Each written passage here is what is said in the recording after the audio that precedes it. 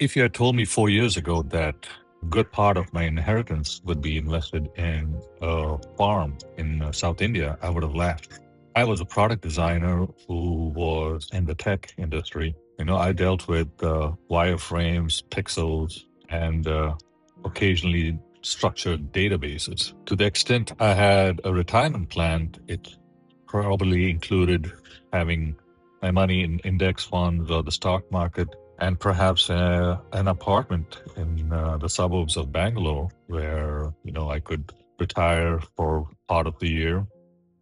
But life has a way of completely bypassing your plans. For me, the disruption wasn't just the loss of my job or COVID or even a midlife crisis. It was a bunch of chickens. Yeah, that might sound odd.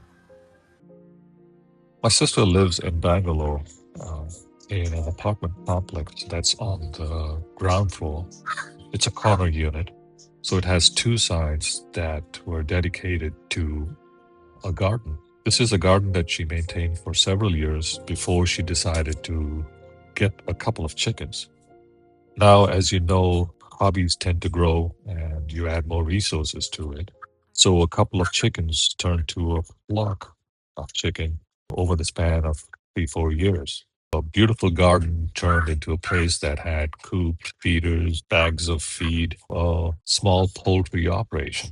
Now, as anyone who lives in the city knows, that no one likes to be woken up at 4:30 in the morning by roosters and followed by the cackling of hens all day long. Soon her neighbors were running out of patience, and let's be honest, no amount of sharing of your fresh organic eggs is going to negate the kind of neighborly nuisance that this had become. So she needed a way out. The chickens needed more space, or rather, the neighbors needed more space from the chickens. Either way, she needed more space, and she started looking for that. She looked at many places, especially the surrounding suburbs of Bangalore and even the adjacent states. She also looked into suburbs of Goa, suburbs of Mumbai, and a few places in North India. And then she stumbled onto a listing suggested by a relative. It was a group of nuns who were looking to sell not just the convent, but also the surrounding property. This place was not near the city itself. It was a good 6 hours away from Bangalore. It's in the foothills of the windward side of the Western Ghats. My sister went down there and completely fell in love with the place, and she knew that would be the perfect place for her chickens. And when I visited India next, she dragged me down there. That's when the realization hit me that what she was proposing was for me to have a buy-in into this property. When we arrived, there were only about two or three nuns still at this convent. They started this farm over 40 years ago. Think about that for a second.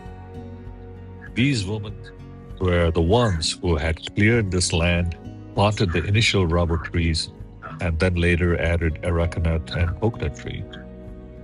One of the sisters had been there for over 25 years. They were incredibly proud of what they had built there, but it was simply time for them to pass on the torch. And that's where we came in. The property has a massive residential building with several rooms and a small chapel. They had separate quarters for overnight farm workers or seasonal farm workers. It was a functioning, living piece of history, this farm. My sister looked at this place and saw paradise. I looked at it, and with my background in management and structure, my first thought was, this is going to take immense amount of work. The building itself was structurally sound. In the Western Ghats, the elements are aggressive. You have intense, relentless monsoon rains, followed by fierce heat and humidity. Everything exposed to the weather had this subtropical layer of moss, rust, and green algae growing on it. In the tech world, in product design specifically, you sketch out the product, you build it, and if there are revisions needed, you do that. And once that's done, you send it out to be manufactured and produced. And that's the basic framework of product design. Once the framework is built, you're pretty much done. But out here in the farm, nature is constantly trying to reclaim the land. So, for example, the last 3 years, we have done one project after another to upkeep the farm. And really, that's when I realized that this project has no completion date. This is an ongoing, never ending relationship of care and vigilance. If you look away for a few days or months, the jungle starts taking it back. One of our other ongoing challenges we face is labor. Farm work here is highly seasonal, which makes planning a harvest or seeding incredibly difficult. We don't just bow to the dictates of the weather, we depend directly and entirely on people who will help us during those seasons. Early on, one of our major projects was to renovate and update the workers' quarters. We wanted to modernize it, make it more comfortable and well insulated. But human nature has its own logic and its own dictates. In the peak hot summer days, do you know where the workers eventually went to sleep? It wasn't in the recently renovated rooms that we did. They took their mats up onto the terrace under the open sky and the canopy of trees. That's where the air moves the most, and that's where it's the coolest. It was a humbling lesson for me. As a designer, I should have thought about those things first. You can build the most polished and intentional system in the world, but life always finds its own natural rhythm. And that is something that I should have either asked or observed.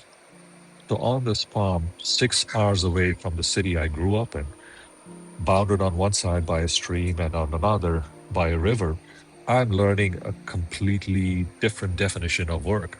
It is grounded, it is physical, and it is entirely unbothered by corporate deadlines. In the next episode, I would like to talk about some of the workings at this farm, specifically how rubber is tapped and processed.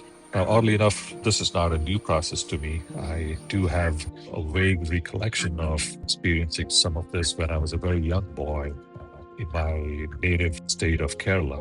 And maybe I would also like to touch a little bit on my life in America when I first came there in the early 1990s.